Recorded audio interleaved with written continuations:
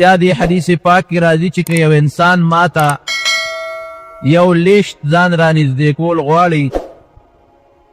الله فرمایي زه ورته یو ګز ځان ور نږدې کوم،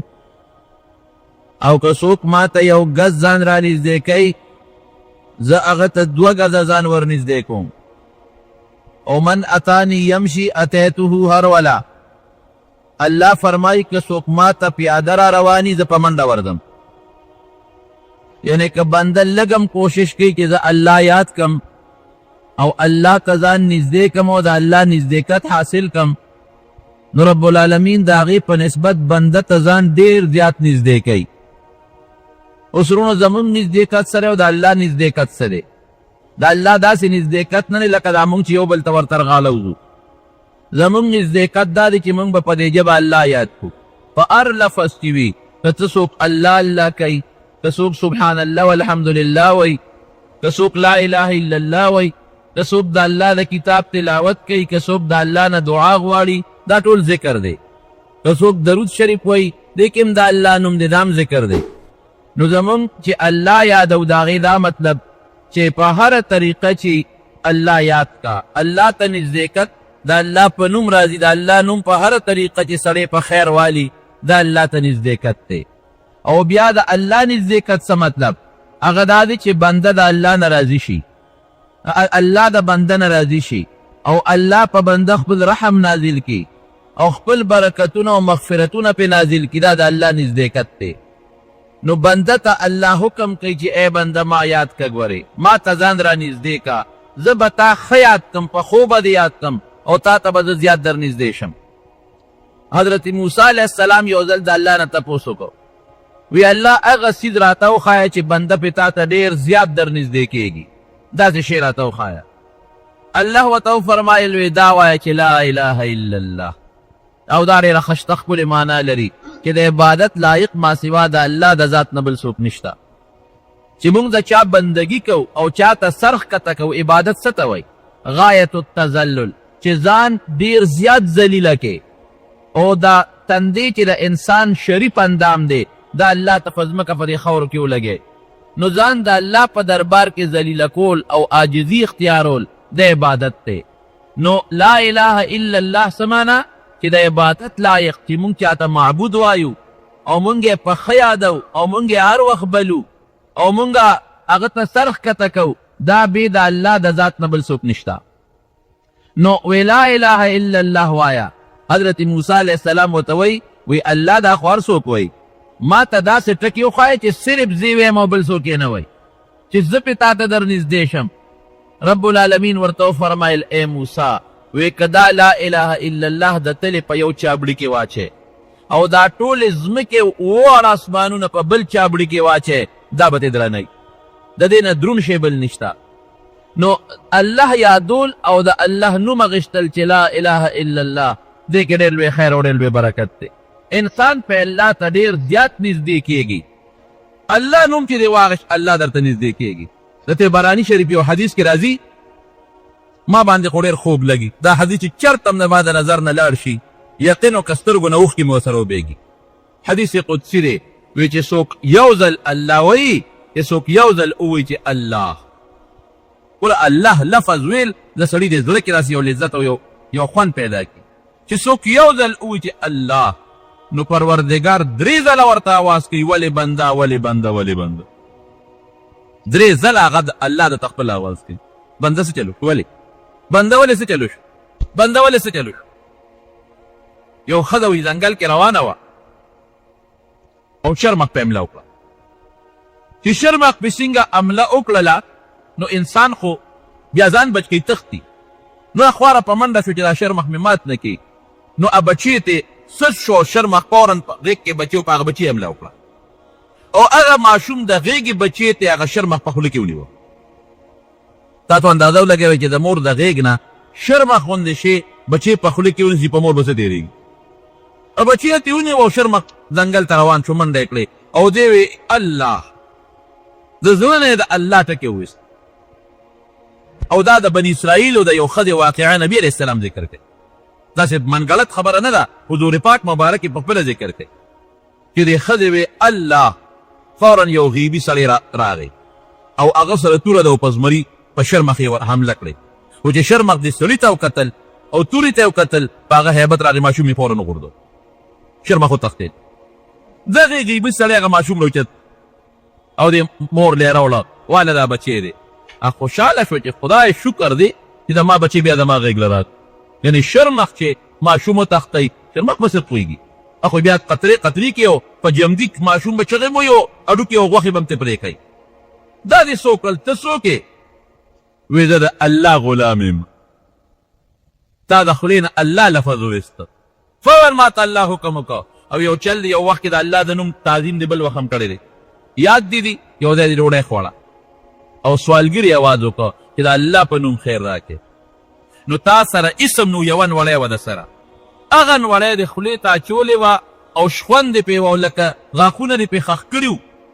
خولې ته دې اوچته کړه او غاښ دې پې خښ کړه او سوالګري وي د الله په نوم څه شی راکړه نو تا د خولې نه هغه نوړی واپس راوویسته هغه سوالګري لرې ورکړه د الله نوم دې واغېسته زه پرېږده یو نوړی د ته وخوره نو هغه وخت د الله د نوم ته لحاظ وکړه او د خولې نه دې نوړی وویسته او سوالګري دې ورکړه نو الله به د خپل نوم لحاظ نه کوي د شرمخ د زمري نه یې نوړی وویسته او تالی درکړه الله نوم کې ډېر بې برکت دی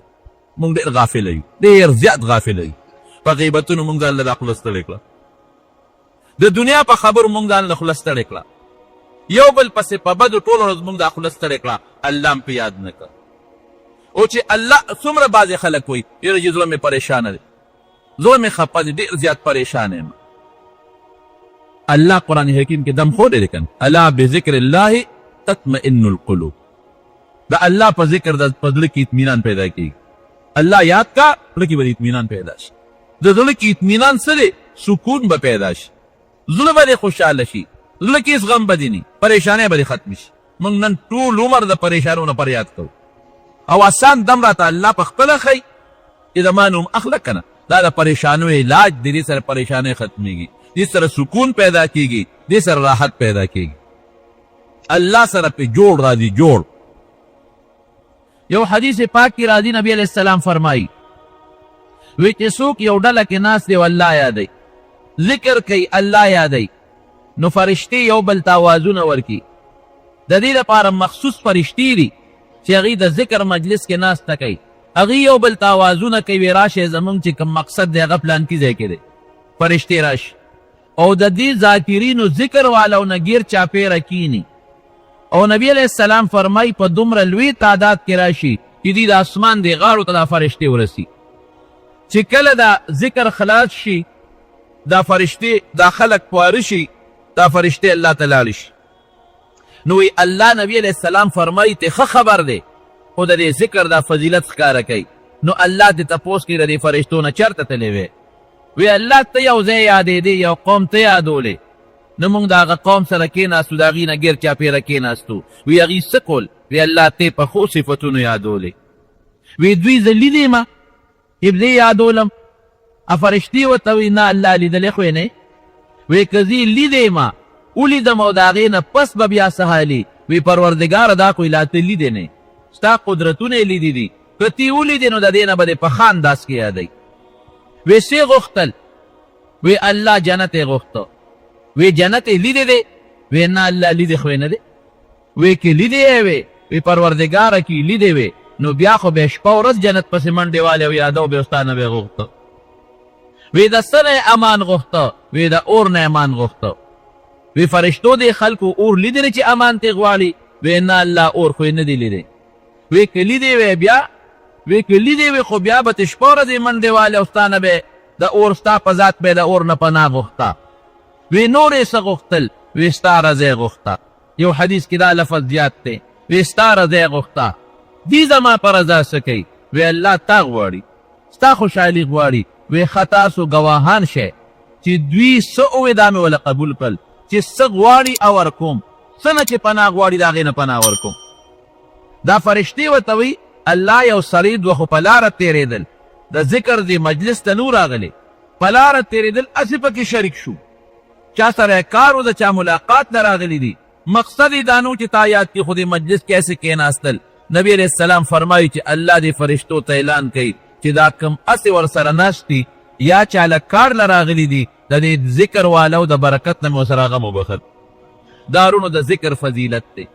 الله په دې خوله یادول ګوره چې ما څوک یادوي لن مثال د عقل در کوم چې ما څوک یادوي او زما په ښه طریقه نوم علي او ما ته څوک وایي چې فلانکي خو ته یادولې او په ښې ستا نوم اخېسته زه به خوشحالېږم که به نه خوشحالېږم دارنګې الله هم خوشحالېږي لا زما صفت څه صفت ته نه که څوک یې کوي او د الله صفت خو حقیقي صفت دی الله کې خو دا ټول ښکلي صفتونه موجود دی او الله کې شته دی نو بنده چې الله یادوي د الله د ذکر ډېر لوی فضیلت دی خواجه ابوالحسن خرقاني رحمت الله علیه یو ډېر لوی بزرګ تېر شوی دی لوی بزرګ دا یو عقلي خبره درته کوم او ابو علي ابن سینا دا یو ډېر لوی طبیب تېر شوی دی ډېر لوی حکیم و د خپلې زمانې ابو علي ابن سینا او د طب هغه زمانه کې چې طب یوناني به ورته وي دا د جړی بوټي والا طب د دې ډېر لوی ماهر او الله ولا ډېره لویه حافظه ورکړې وه او ډېر لوی صفات ابو علي ابن سینا کې الله پیدا کړي د طب ډېر کتابونه عربۍ کې لیکلي دي نو یو ځل چا ورته وی چې ابو علي ابن سینا تا خو په دا طب کې ډېره لویه او په دې فلسفه کې دې ډېر لوی نوم پیدا کړ چې ته نیکانو سره هم نیکبخته کینو که نه وی ځې چې ځو دې زمانه کې بزرګ او نیک سړی څوک دی وی خواجه ابوالحسن خرقاني رحمت الله علیه ځای کې لاړ شول ورله لاړ مجلس ته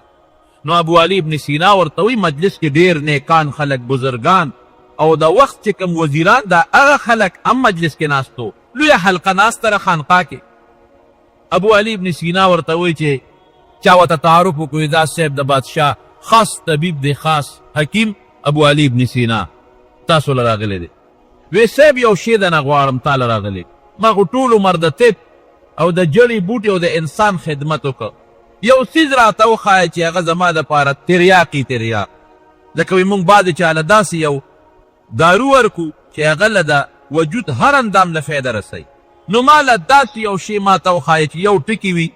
ډېر وخت حاضره نشته خو چې یو ټکي وي او ما ته پې روحاني طور هر دی ته فایده ورسي ابوالحسن خرقاني رحمت الله علیه ورته وی لا اله الا الله وایه اسان شی ورته وښو او وی دا به ستا علم پاک کی دا به یې د ګناه نه هم پاک کی دې سره به دې په رزق کې برکت پیدا شي دې سره به د اخر هم ښه شي په دې به درنه الله هم راضي شي کور کې به دې برکتي د ژبې له ګناه نه به هم پې خلاصې عمر کې به برکتي علم کې به برکتي د دنیا فایدې یې ورته ذکر کړې نو ابو علي ابن سینا چې دی هغه وخندل هغه وی چې داسې یو رکوټې غوندې ټکې او دومره ډېرې فایدې د الله دا رکوټې نوم لا اله الا الله دا خو هر سړی وایي او دومره ډېرې فایدې وی صاحب یو رکوټې غوندې ټکې او په هغې کې دومره ډېرې فایدې دي یو ټکي کې به سي خو د بادشاه طبیب و که نه او بادشاه سره به ګرځېده او دا فقیران خو ورته هېڅ هم نه ښکارېدل یو ټکي کې به څه فایدې کې دونه تاثیر به وکړي یو ټکي دومره اثر کوي نو دا فقیران بزرګان د چا پروا نه ساتي وی خره ته په څه پوهېږي هغه ورته وی خره ته په څه پوهېږي نو چې ابو علي ابن سینا ته خر لفظ ووی بس هغه باندې خولې رالې ځکه زه خو رسوا شوم ما سره خو بلا نوکران د بادشاه د دربار راغلي دي او دې مجلس کې هر قسمه خلک ناست دي خولې خولې شو خولې ته وبېدې رنګ یې زیړ شو چې دې بابا له څه جواب ورکړم ده خو زه وشرمولم او دې ملا صاحب خو زه رسوا کړم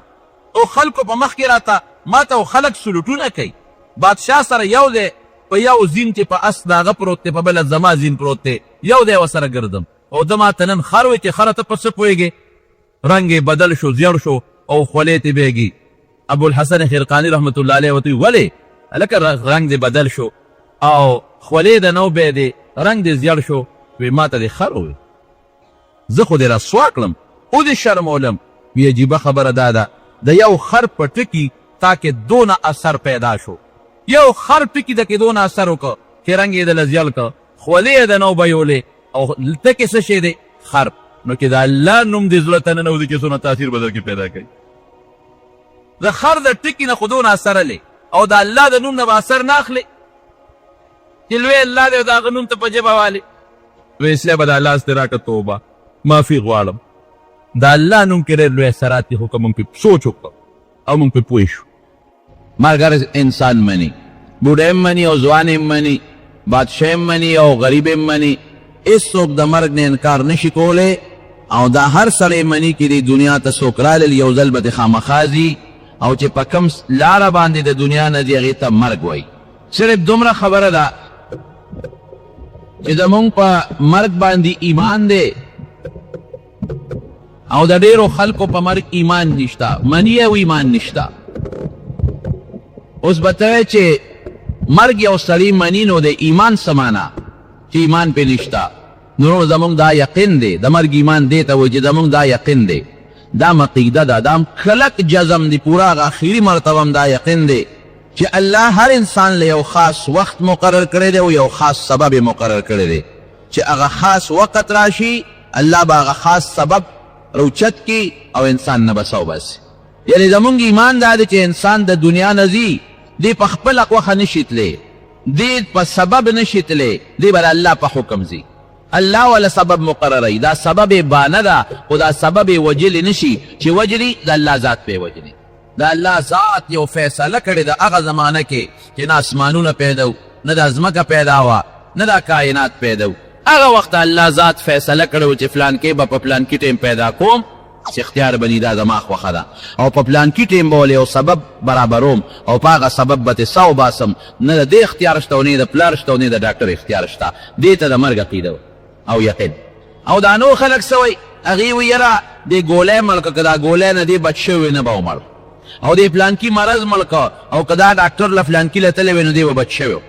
او دې فلانکي ځای کې مړ شو او که د دې ځای نه دې اخوا شوی وی نو نه به یې مړ. د هغې دا خیال دی. حضرت آدم علیه السلام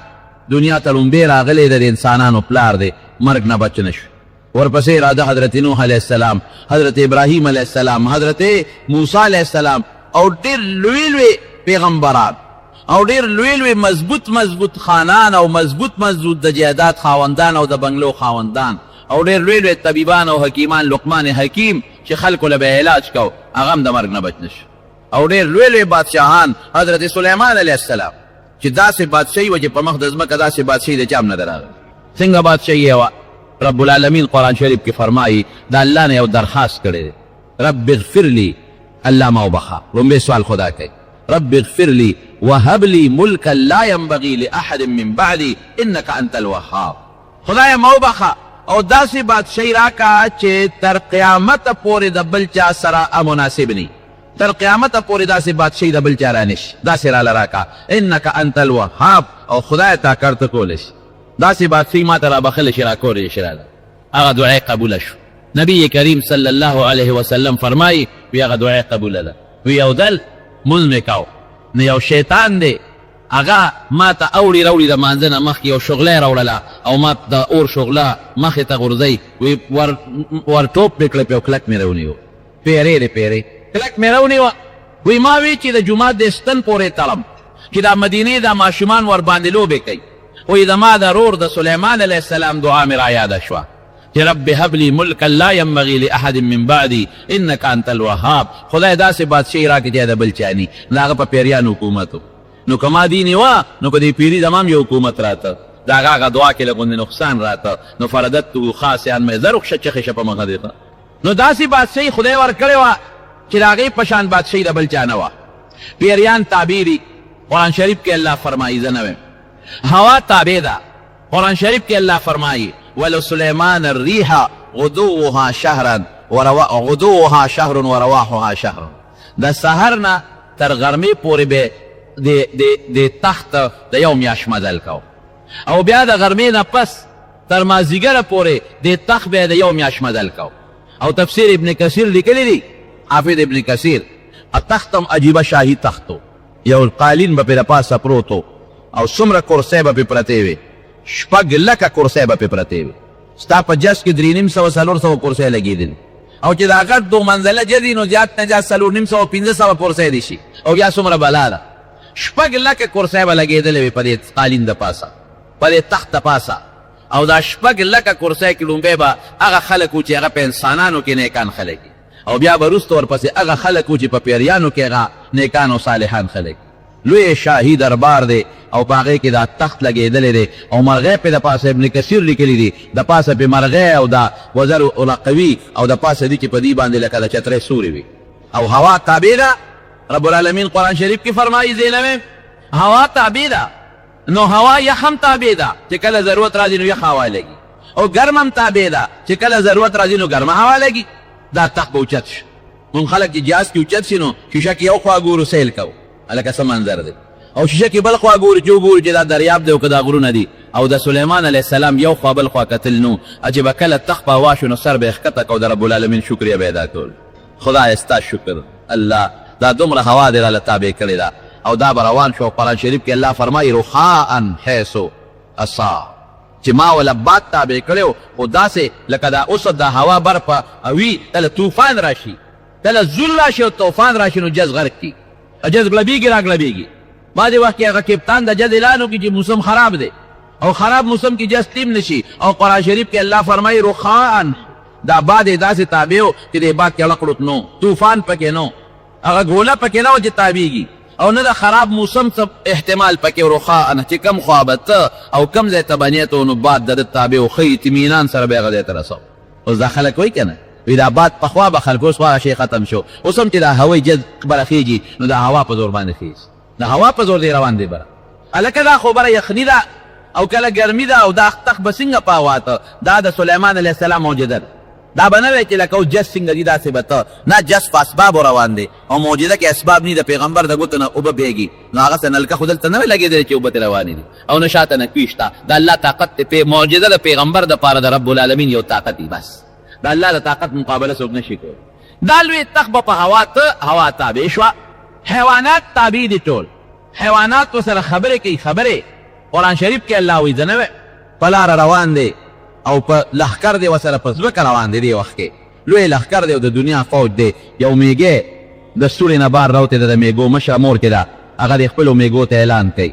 یا ایها النمل ادخلوا مساکنکم دا قرآن شریف کې الله وایي لا يحتمنكم سليمان وجنوده وهم لا يشعرون ای میږو شابه فورا خپلو سورو ته ننوځئ سلیمان علیه السلام سره د خپلو لښکرو را روان دی ګورې ریز مریض هم نه کي د هغې د خپو لاندې که رالی دل به شی دا آواز سلیمان علیه السلام واورېده رښتیا ووایه موږ د میږي آواز اورو نه میږي خپل منځ کې لګیا دي خبرې کوي موږ یې آواز نه اورو دا آوازونه کوي خو موږ ته پته نه موږ یې نه اورو مرغۍ خبرې کوي موږ پرې نه پوهېږو نه اورو او که وایرو په مطلب یې نه پوهېږو میږي لګیا دي ای میږو سورو ته ننوځئ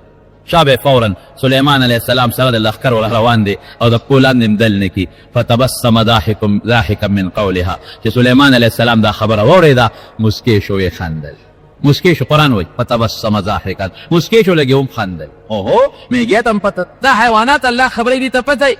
قرآن شریف کې الله تعالی فرمایي چې وعلمنا منطق الطیر ما د مارغانو په خبرو هم پوه کړی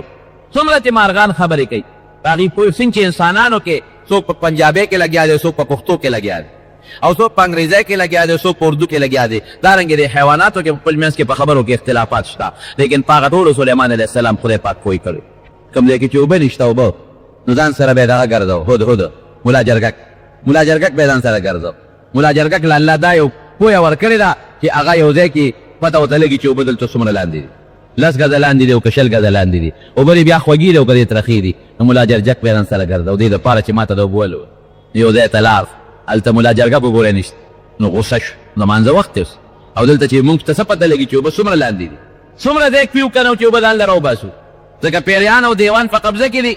ملا جرګک نشته قسم یې خوړه قرآن شریف کې الله وایي وی که دا ملا جرګک ماله په ګوتو راغی نو زه به یې وجنم پرېږدم یې نه وجنم ذبحه کوم بیا به سخته سزا وله ورکوم دې کې ملا جرګک راغی چېرته تللی اوس ګوره داسې ته ویلی چې ملا جرګک ته چې چېرته تللی خپل طوطي ته ویلی چې چېرته تللی خارو ته ویل چې د سپي ته ویلې چېرته تللی باقاعده خبرې ورسره کوي په خبرو یې پوهېږي هغه ډېر هوښیار دا نوې ناشنا سیل او سیاحت دار چا خوښي ملا جرګک هوښیار و هغه وی صاحب دلته راسره نور ملګري یو ځای شو په دې ونه ناست وم هغې وی چې دلته یو ډېر زبردست ښار دی چکر نه لګې ما وی راشه سیل به وکړم خپل اکا ته به هله ویم چې دا ښار څوک دی او کوم ځای دی لوم صاحب دا د یو کلی دی سبا ورته وایي د هغې یو بادشاه ده او هغه د بوتانو عبادت کوي ګوره څومره لوی طاقت خدای سلیمان علیه السلام له ورکړی دا ومنې که نه په هوا کې روان دي پیریان تابع دي لیکن د غیب وایي د مو سره ګورې بیا هم نشته د ملا جرګک نه معلومات کوي چې اوبه څومره لاندې دي څومره نه دي قرآن وایي او ملا جرګک نه معلومات کوي ملا جرګک ورته وایي چې هلته کې بله بادشاه ده او هغوی د بوتانو عبادت کوي بوتانو عبادت کوي ولېږه ښه یو خط تله در کوم د یو سا دا خط وغورځوه پته دې لګو چې ته رښتونی او که دروغجن یې خط یې وله مخوکه کې کېښود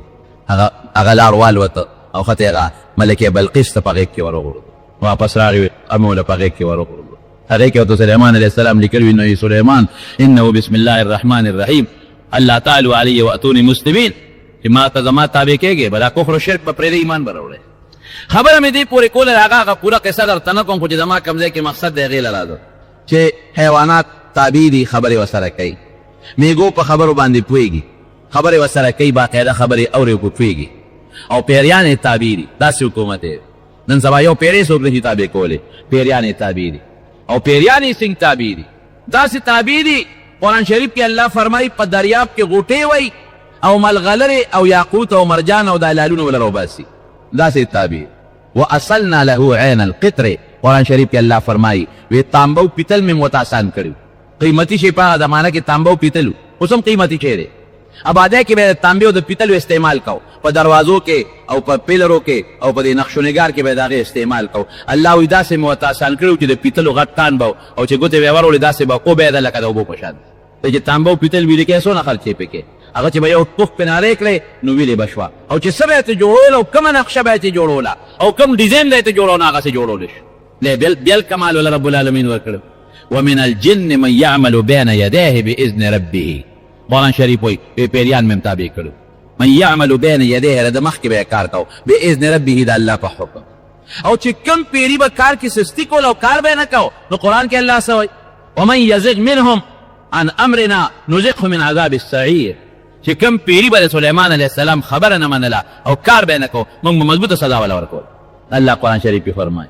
نو رب العالمین د پیغمبر ټوله توجه خو څه ته دین طرف ته نو د الله په حکم یې بیت المقدس جوړل شروع کړل خپل مقصد ته رانه بیت المقدس یو ډېره ښایسته نقشه یې جوړه کړه هغه نقشه پیریانو له ورکړه پیریان کار زر کولی شي انسان په نسبت پیریان هر ځای ته رسېدي شي په یو سکند کې او په 15 منټو کې کوهستان ته هم رسېدي شي او په لږ وخت کې د کوهستان نه اعلی لرګي هم را رسولی شي او دریاب کې هم غوپوي د دریاب د ویښ نه د ملغلرې او دا جواهرات راوړلی شي کار کوي نو رب العالمین په حکم باندې دا بیت المقدس یو ډېره ښایسته مدیداره نقشه جوړه کړه او پیریان یې راغونډ کړل دا نقشه والے او کار شروع کې بیت المقدس به جوړو يعملون له ما يشاء من محاريب وتماثيل وجفان كالجواب وقدور الراسيات اعملوا آل داود شکرا وقلیل من عبادی الشکور قرآن شریف کې الله فرمایي غټ غټ بلډینګونه به سلیمان علیه السلام د دې پیریانو جوړول او پخلی به یې والا کول نو څنګه پخلی به یې والا کول دیګونه به یې والا پخول خدا نه د موږ د دیګ په شان دی قرآن شریف کوي قدور الراسیات هغه دیګ کې څوک د دې نه لقولی نشي غټ غټ دیګونه څوک د دې نه نشي لقولی هغه دیګونه به یې والا پخول او جناب د دنیا دعوت په خلک به راتلل او لنګر به چلېده او شاهي دربار به نقشه یې ورکړه سلیمان علیه السلام دا بیت المقدس په دې نقشه جوړول غواړي ډېره ښه ده او دته رب العالمین حکم وکړه چې ته یو کوټې ته ننوځه دوی د نقشه ورکړه دوی به خپل کار کوي او ته یو کوټې ته ننوځه او زما د عبادت د اعتکاف نیت وکړه هېڅوک به تاله نه راځي ستا د رزق د ډوډۍ تنظام به زموي لکه اوس سړی جونګړې ته ننوځي چله بس څلوېښت ورځې دا بزرګان نیکان صالحان یا جومات ته ننوځي او ځان نه څادر تو کړي او څلوېښت ورځې څوک دوه میاشتې څوک درې میاشتې اعتکاف کوي او چله وباسي خو دله خو بچي او ملګري ډوډۍ راوړي که نه هغه پیغمبر دی د الله حکم دی نه یو شیش محل ځان نه جوړ کړه مزېدار هغې کې ښه په قلار کښېنه خپل عبادت کوه او دې پیریانو ته داسې نظر کوه چې دې کار کوي او که کار نه کوي نور زما کار دی هېڅوک به نه راځي لګیا اوس خپل عبادت کوه ډوډۍ انتظام به دله زه کوم د خپلو وزیرانو نه اجازت واخېسته چې تاسو خپل محکمې هر یو وزیر چلوئ بس زما اخري وزیر او په دې اخري ورځو کې د الله په حکم زه د شیش محل ته د شیشو دې محل ته ننوتم ما سره دې چا به څه کار نه زه به د خپل پروردګار عبادت کوم او له داسې ځای کې محل جوړ کړی و چې دا ما ته بیت المقدس جومات بښکاري او د جومات کار مې د پیریانو ته حواله کړه دې پیشه جوړولی پیش هر وزیر ته خپل کار حواله دی ته زراعت کوه ته د خلکو منځ کې قضا کوه انصاف قایموه ته د خپل جهادونه کوه د فلانکي وزیر د فلانکي او د فلانکي د فلانکي او فلانکي د فلانکي هر چا ته خپل کار حواله شو او باس نور د سلطنت کار تاسو ته ما منتقل که دغه شیش محل کې به د خپل عبادت کوم د الله نه ستاسو ډوډۍ غواړم نه جامه غواړم نو به زما الله به زما انتظام کوي او پیریانو باندې به زما نظري تکړه شی تاسو کار کوئ دا نقشه او دې مطابق به تاسو کار کوئ بهترین طریقې سره بیت المقدس به جوړئ لګیا دې ورته ګوري او دقسې را کونټۍ راغشتې ده دا کونټۍ او دې دقه دې خپلې زنې ته نیولې ده او د الله تعالی عبادت کوي رهبانیت زمونږ په امت کې منع دی مونږ خلک به عبادت هم کوو او خپل بیبي سره تعلقات هم ساتو او خپل بچو له رزق هم ګټو او خپل غم خادي به هم کوو او د جمع منزله به هم راځو زمونږ په شریعت کې دا رهبانیت منه دی هغې دپاره دا جایز و په هغه زمانه کې چې که ته یو کال له شپږو میاشتې رمضان له شوې او هېڅ چا سره تعلقات نی نو تاله جیز دی لګیا دی هغه خپل عبادت رهبانیت کې اکونټۍ راغشتې ده دقه ځنې ته یې نیولې ده او دې پیریانو ته دقسې نیغ نیغ ګوري او د خدای ذکر وسکار کوي او پیریان لګیا یې دلادل کار کوي څوک لګیا دي خښتې راوړي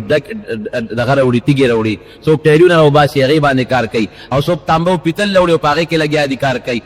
یو ورځ نه دوه ورځې نه په کلونو لګیا دی او خدمت کوي او هغه نقشه چې سلیمان علیه السلام ورکړی د هغې انجینرانو په مخ کې لګیا دی خپل کار روان دی او داسې ده ته ګوري چې سلیمان علیه السلام مونږ ته خیال دی که نه دی ابل وایي او لکه هغه دی مونږ ته نیغ ګوري ښه ور ډبل کار کوه چې کم پیري با خوا دې خوا ټول نورو پیریانو ته به وي اوچتې کوي او په دې دریا کې ورغوټۍ ورکوي ومن یزغ منهم عن امرنا نذقه من عذاب السعیر قرآن شریف کې الله تعالی فرمایي هغې کې ځان له لکه څنګه چې دا ډوټو کې خلک وي په یو مشر دی د هغه مشرانو د پاسه نور مشران دي د هغې مشرانو د پاسه نور مشران دي ډبل کار کوي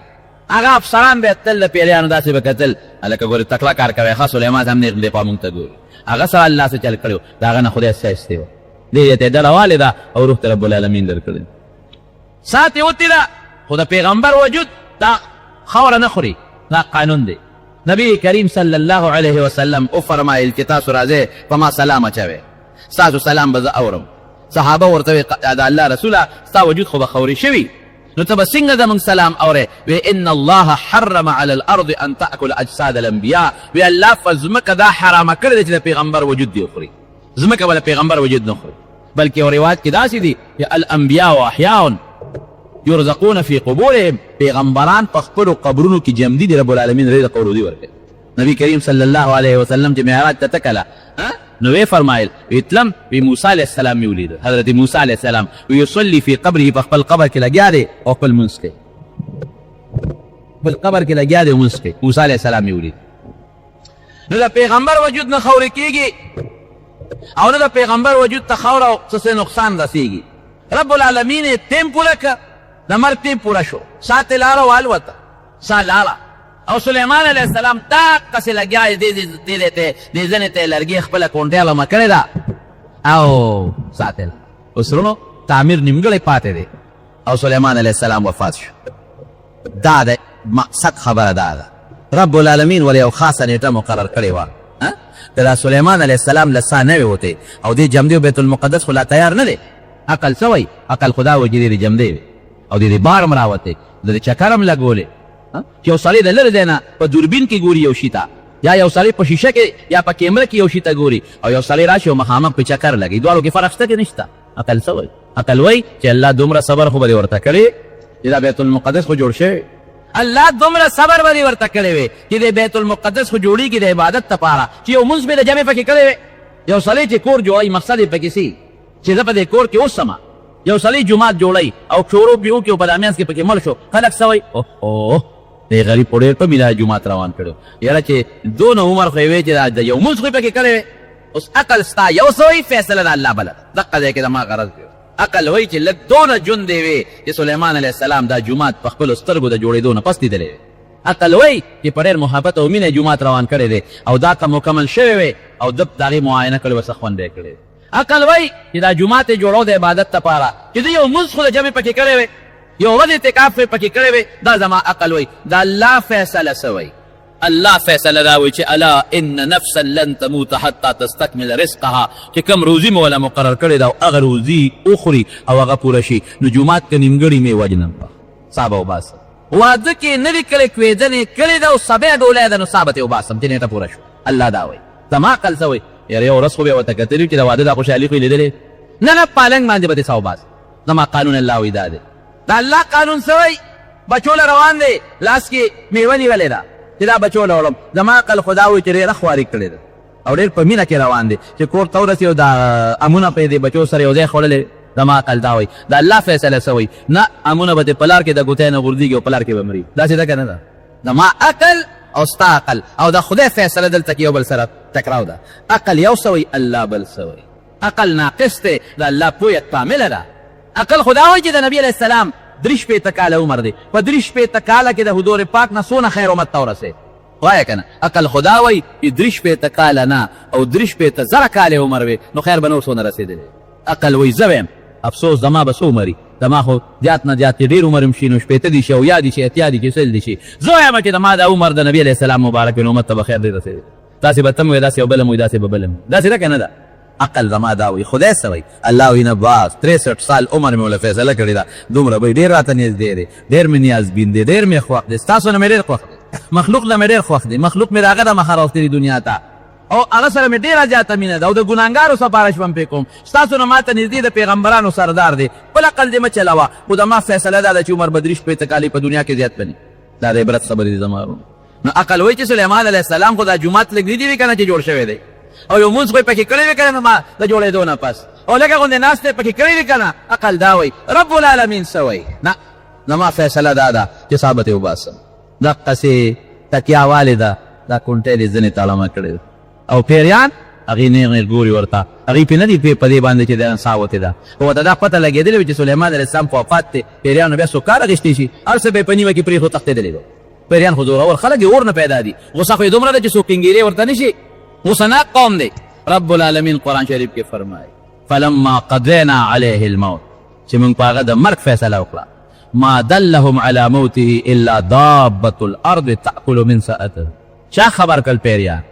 وینه خدای مقرر کړ لاندې وینه لګیا دي هغه شیش محل کې خدای وینه راوستل او هغې کې لګیا دي او د دې کونټۍ راویښ ورو ورو خوري وینه لګیا دي ورو ورو خوري خوري خوري خوري خو چې د کونټۍ هغه ویښ وینو او لاندې نه وخوړلې شوه نو کونټۍ پرېوته نو چې پرېوته نو سلیمان اسلام را پرېوته کونټۍ د وجې نه دلته کونټۍ علامه ده فلما قضينا عليه الموت ما دل على موته الا دابة الارض تأكل من سأته فلما خر ترى پرېوت تبينت الجن ان لو كانوا يعلمون الغيب ما لبثوا في العذاب المهين پیریان وقت یلکه سلیمان علیه السلام خو هغه پرېوته خو وفات شوی دی هلکه کونټۍ چې وکتله او دا خو 6 میاشتې مخکې وفات شوی دی بلکې حافظ ابن کثیر وایي 1 کال مخکې وفات 1 کال یې کونټۍ ته دروالی 1 کال پیریان لګیا دي کار کوي او شیش محل ته ځي تماشه کوي چې سلیمان مونږ ته ګوري که نه ګوري زر رامنډه کړي هلکه مونږ ته نه ګوري ګورې ښه ډبل 1 کال پیریان لګیا دي او ډبل کار کوي او انجینران لګیا دي د پیریانو کار کوي چې لاندې وکتل لکه دا وینه چې لګېدلې دي او دا دونه ځای خوړلی څونه موده کې به دا خوري اوهو دا خو 1 کال شو چې وینه دې کونټۍ ته اړم او دا کونټۍ خوړلې ده فلما خر چې را پرېوته تبینت الجن قرآن عجیبه الفاظ دي پیریانو ته پته ولګېدله ان لو کانو یعلمون الغیب لکه موږ چې څنګه بعضې خلک وي په انسانانو کې بعضو سره علم غیب دی پیریان هم وایي بعضې پیریانو سره علم غیب دی اوهو که زموږ پیریانو سره د غیب علم وی دا دومره عذاب کې به ولې مبتلا و موږ ته خو به 1 کال مخکې پته لګېدلې وه چې سلیمان علیه السلام وفات شوی دی دا ډبل کار به م ولې مرګ چې راشي سلیمان علیه السلام سره پیغمبري وه ښه مضبوطه پیغمبري بس د دنیا مرګ نه پیغمبری بچ نه کړی شو داسې سلطنت و چې داسې سلطنت قرآن وایي د بل چا نه تېر شوی دی او نه به راشي هغې سلطنت بند کړی شو پیریانو باندې تسلط د بادشاهي ده پیریان تابع دي دیوان تابع دي د بلقیس تخت ولا رب ته سترګې کې راوړي د بلقیس تخت چې کله راوړه که نه وي څوک به راوړي قرآن شریف کې الله تعالی فرمایي یو پیری وایي وی صاحب زه به یې راوړم څونه ساعت کې به یې راوړې قبل ان تقوم من مقامک دومره ساعت کې به یې راوړم چې ته له ځمکې نه پاسې دومره ساعت کې به راوړم چې ته له ځمکې نه پاسې بل څه وایي وقال الذي عنده علم من الكتاب انا اتيك به قبل ان يرتد اليك طرفك ويتبع سمره سات کې راوړي وي زه به دومره سات کې راوړم چې سترګه څومره راپې سترګې رپ کېدله دا ګورې من غلط خبرې نه دي د ډایجست او د اخبار خبرې نه دي دا د قرآن خبره ده دا د الله خبره ده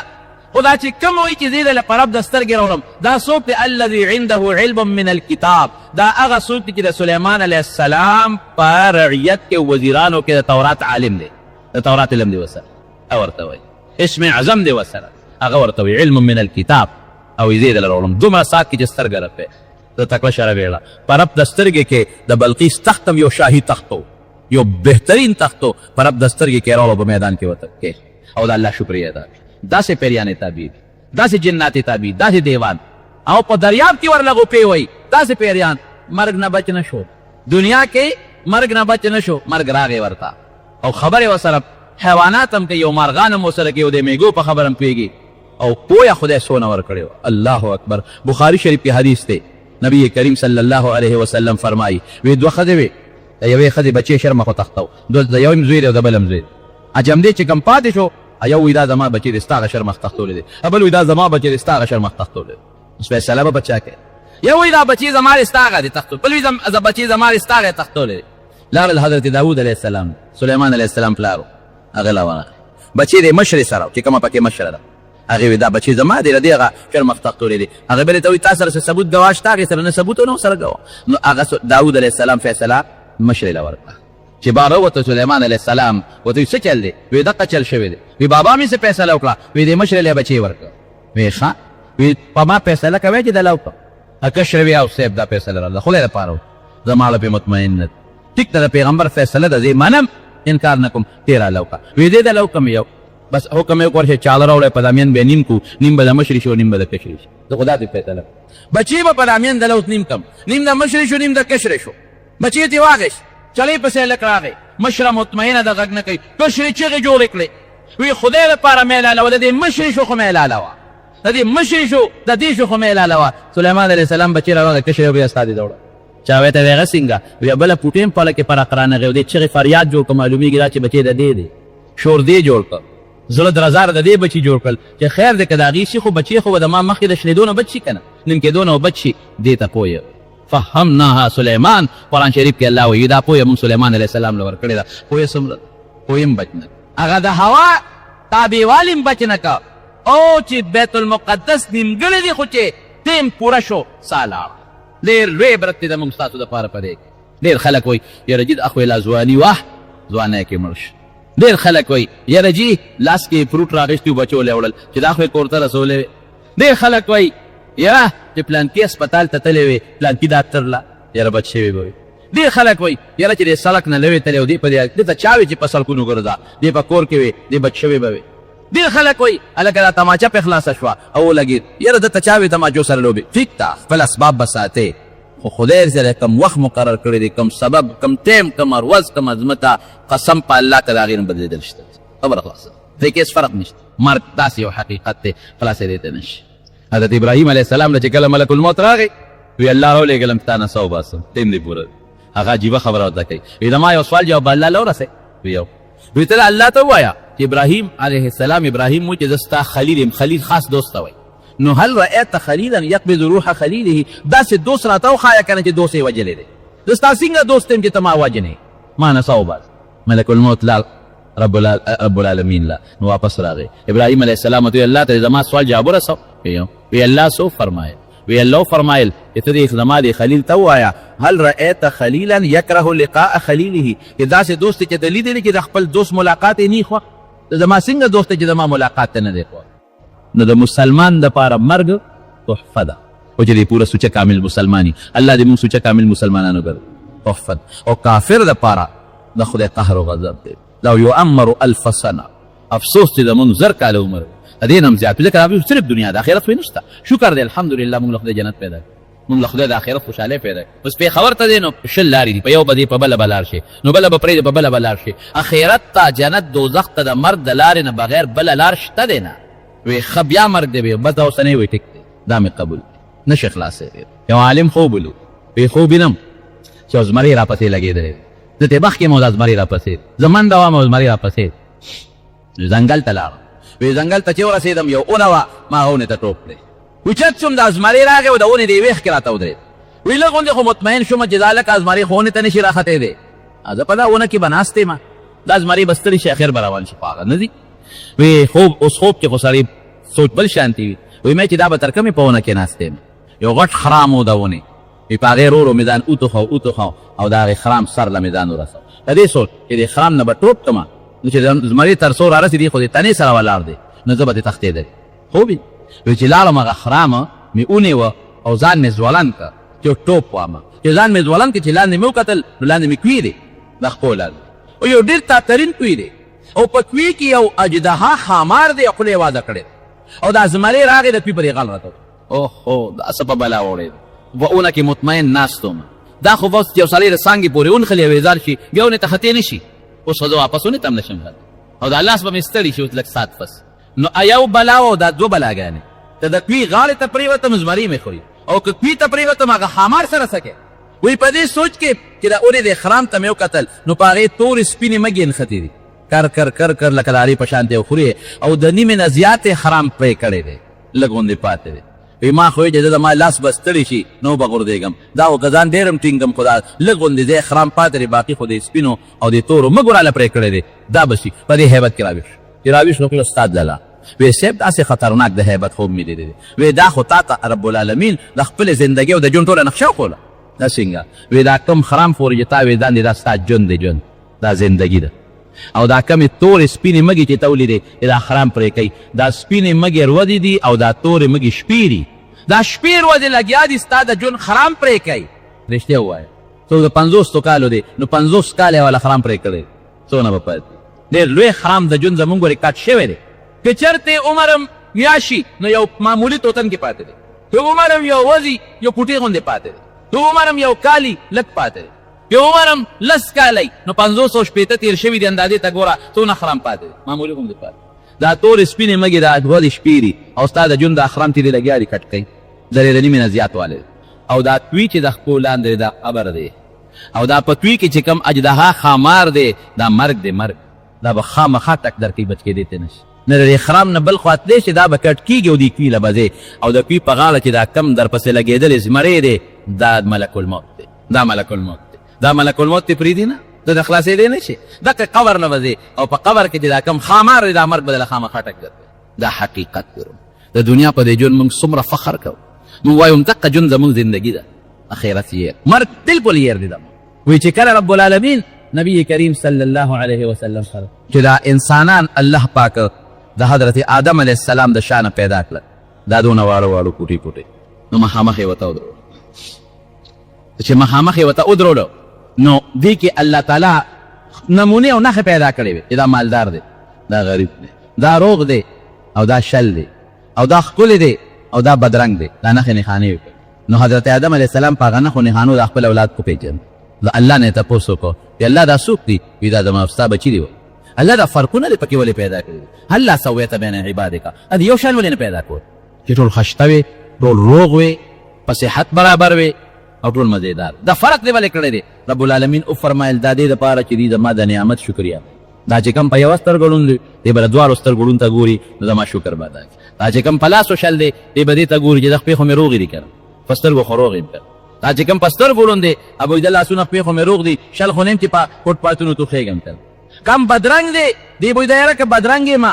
او د امریکې او د برطانیې والا په شان سور سپین نیم خو شکر دی هغوی سره ایمان نشته ماله خو خدای ایمان را کړی دی که هر چا کې خدای پاک داسې یو خاص نعمت ایښودی دی چې دې د ځان نه لاندې ته وګوري به د خدای شکر ادا کړي او که ځان نه لاندې ته نه ګوري بره ته ګوري د خدای شکر نشي ادا کړی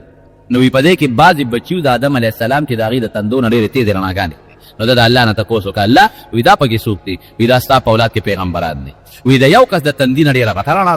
نو آدم علیه السلام وفرمایل چې الله عرض وکړو چې دا پکې څوک دی چې د تندي نه ډېره تېزه رڼا دي وی هذا ابنک داود دا ستا یو نوسی دی داود دی علیه السلام د سجدې ډېرې کړي او الله ته جړاګانې زیاتې کړي الله عمر دی ولا څونه مقرر کړی شپېته کاله نو آدم علیه السلام ته الله دا ښودلی و چې ستا به 1000 کاله عمر چې د دې ته وکتل چې زما 1000 کاله دي او د ده خو 80 کاله دي 1000 او 80 دا خو ډېر کم وی الله د عمر ول لږ زیات وی نه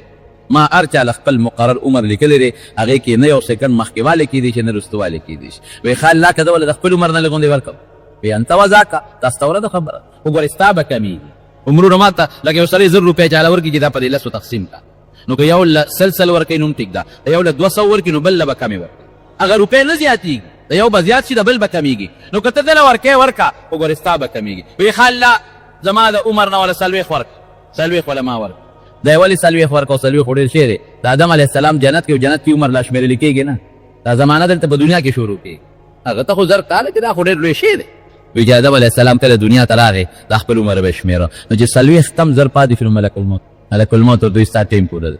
آدم علیه دوی سوچ وکړه نو یې زه خو الله راولېږېدم ستا وخت پوره دی وی 40 کاله مې پاتې ما ته الله 1000 ویلي او اعده دې شمېرم 40 پاتې دي وی ولې تا خپل نوسي داود علیه السلام نه دي ورکړې وی نه دروغ نه دی ویلې په قرآن کې حدیث کې نبی علیه السلام نسیه وجحده یېرو نو ده کې انکار وکړو لکه د هغې عالم مثال داسې دی لکه سړی چې خوب وویني چا ته خوب یاد وي چا نه یېري نو انکار یې وکړو نو بچو یې هم یېره راځي او د خبرو نه انکار کوي یو سیکنډ ورته صبر ونه شو مکه 40 کم 1000 باندې ته ساله پوره ټیم پوره دی بس نو چې هغه مخلوق پیدا که دویمه خبره پکې وره نو فرشتو الله نه تپوس وکړو الله وی دا چې د دنیا کې بیا دا څوک دي وی دا د آدم علیه السلام اولاد دی دا به دنیا کې پیدا کېږي وی دا به هم دونه والو واده وي نه دا خو به غټ غټ دا خو به ډېر شی وي وی الله دا به دا دنیا کې څنګه ځایږي بیا ته خو ایربونه نه هم زیات دي نو چې دا دې ته غټ غټ وجودونه ورکې نو دا به په دې دنیا کې ځایږي څنګه الله فرمایل مرګ به پرې راولم څه به ځي او څه به راځي یو ځای به ني دا ټول سود به ځي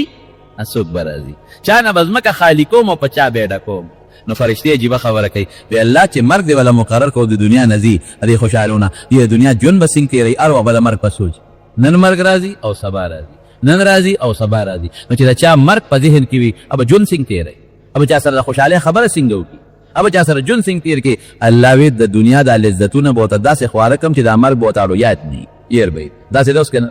د دنیا بچي او مال او دولت او کاروبار داسې په دې ذهن کې خوب دي چې مرګ نو مرګ یو حقیقت ته څوک انکار نشي صرف یو خبره ده اخر کې درته وایم چې د مسلمان د پاره مرګ تحفه ده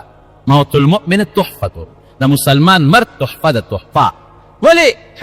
حدیث کې راغی تشریح راځي چې موت مرګ هغه تحفه ده یوصل الحبیب الى الحبیب چې دوست ته دوست سره ملاوي مسلمان الله سره ملاوي مسلمان جنت سره ملاقات کیږي د مسلمان د الله سره ملاقات کیږي د مسلمان د پیغمبر سره ملاقات کیږي دونه عظیمه تحفه بل کوم کیږي زمونږ د دارالعلوم دیوبند اکابرو کې یو لوی بزرګ تیر شوی دی د لوی بزرګ نو میمانه دی وخت شو هغه چې کوم وخت وفات کېده دا شاګردان ته نګیر چاپیره تو دي نو هغه وته وای چې نه شولې زبنه نو ګیر چاپیره ته شاګردان تو دي نو هغه وته وای چې صاحب خدای دې جوړ او مونږ به دعا ورته کوو چې الله دې جوړ کو خیر دی دا بیماری سخته په انسان باندې راځي الله به دې جوړ نو چې دا خبره وکړه نو ورته غوسه شو په خدای دې جوړ کا او خدای د دنیا عمر زیات کا هغه دې ورته غوسه شو په چپ ما مخکې دا خبرې کړ کوم شی چې زه د الله نه غواړم نو مال په هغې کې نقصان نه راوباسي کوم شی چې نه غواړم نو مال د هغې دعاګانې کوي چې واپس به دنیا کې پاتې شي غواړم د خدای نه اوس که ته وایې چې د مرګ تمنا خو منه ده مرګ به نه غواړم حدیث کې راځي که نه لا يتمنى احدكم الموت چې د مرګ تمنا به نه کوي نو ګورې حدیث کې سره دیم ټکي شته هغې زمونږ نظر ته نه دی کړی هغه کې دی چې لدر نزل به چې په ده باندې یو ضرر تکلیف دی د دنیا د بدن تکلیف وي یا د بچو نه دی به مرګ نه غواړي او که دی د الله د ملاقات شوق کوي دی د پیغمبر د ملاقات شوق کوي دی د جنت د ملاقات شوق کوي یا په دنیا کې د دین په فتنه کې مبتلا کیږي بیا دا جای سوال جایز ما ته به دا خبرې نه کوي زه خو له خدای نه غواړم ما له یو دعا وکړئ شاګردانو ته وایي چې زما الله ایمان نصیب کړي دغه دعا ده نه غواړم مونږ د خپل پیغمبر امتیان یو ان شاء الله کې مونږ له خدای د پیغمبر قرب او نزدېکت راځي ایمان نیم خدای نصیب کی سره د نیک عمل نو د نیک عمل سره کې د ایمان نصیب شنو مرګ تحفه ده تحفه او چې ایمان نصیب نشو یا نیک عمل دې نصیب نشو یا ګوره تباہی نو خبره مې د دې پورې کوله چې مرګ یو حقیقت دی هېڅوک ته انکار نشي کولی او زمونږ په ایمان دی او مرګ به ځان ته کله کله یادی کفا بالموت واعظا چې مرګ دې ځان ته کله کله یاد ته د دې نه بهترین نصیحت من نشته الله دې زمونږ مرګ د ایمان نصیب وګرځوي تاسو یو ځل دا خبره کوله چې اوبو کې یوه سیپیره یو ګوجیره چې ډېر اهمیت لري منه یېره د جناب رمضان زکات وباسي د په یکم رمضان د زکات رقم جدا که خو لا پوره تقسیم شوی نه دی چې اتم لسمو دی پس ورته نور رقم ملو شو آیا دغه زکات د یکم د ده کافي دی او په نورو ښه ګوره که په یکم کال کې به یو ځل زکات وباسي نو که په یکم رمضان ستا د زکات کال پوره شوي نو یکم رمضان باندې د خپل مال حساب وکړه چې کال پې پورې زکات په ورکړي د یکم رمضان نه پس چې کوم کال مال راغی بس دې باندې خو دا به هغې سره نه جمع کېږي دا به سره بیا دوباره جمع کیږي چې بیا بل رمضان راشي نو درې به بیا ورکړي کال کې ځان له یو ورځ مقرر کا یہ کال پس کال چې کال دې په مال پوره شو بس په عقل حساب کوه زکات دې جدا که لارې ورکړې هم نه دی خو چې زکات دې جدا که چې دا زکات پیسې دي او ټیم پې پوره شو د هغې نه پس چې نور مال راغی دا به جمع کېږي خو د بل کال دپاره دا تېر شوي دپاره نه وي زما د زوی ټسټ اعتبار پر الله دې پکې کامیاب څوک چې ټسټ کې شرکت کوي الله دې ټول کامیاب په لاره کې چې بریکري څه مطلب شي الله کړي نو څه خبره مې نورې سونی لیکلې بریکري نو بریکر کیسه کوي دا اوکې خو د دین د بریکر نه ساتي الله العالمین ته زمونږ ایمان سالم کې خدایا زمونږ مرګ خشته کې خدایا دراز عمرونه نصیب کې ځکه نبی علیہ السلام فرمای چې د چا یو ورورو هغه دوه ورونه یو ځای مسلمانان شو یو شهید شو او بل چې دی نو هغه جم دیو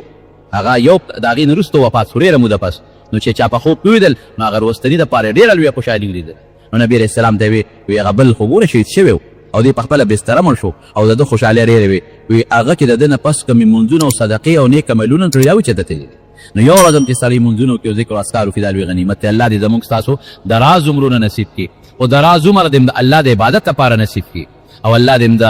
خاتمه په ایمان نصیب کړي الله دې د نبی کریم صلی الله علیه وسلم مرګرتیا نصیب کړي څوک چې مریضان دي دوی کې الله تعالی شفا ورکړي د څوک قرضداران تندرستي د حلال رزق نصیب کړي څوک چې مردگان وفات شوي الله د ټولو مغفرت نصیب کړي څوک چې پریشانو غمونو کې مبتلا دي هغه ته الله په خوشحالو باندې بدل کړي خدای موږ د بغضونو حسدونو نه وساتي الله د مخلوق د شر نه وساتي په دنیا او آخرت کې د رسوایي او د بې عزت ژوند نه پامن کې وساتي الله زموږ د دوستان د هغوی بچي او رشتہ داران د هغوی بچي الله د ټولو د دنیا او د آخرت خیرونه برکتونه نصیب کړي د حضور پاک د جنې لادم جنت ته بوځي کړي د هغوی د مبارک لا ته حوض کوثر وب نصیب کړي د چا اولاد دی الله نارینه اولاد ور نصیب وګرځول کړي څوک په سخت ټینشن غمونو کې مبتلا دی هغه الله په خوشحالو باندې بدل کړي الى العالمین د رحم بارانو د جبه سوالو کې خدایا د رحم بارانو کې الله د رحم بارانو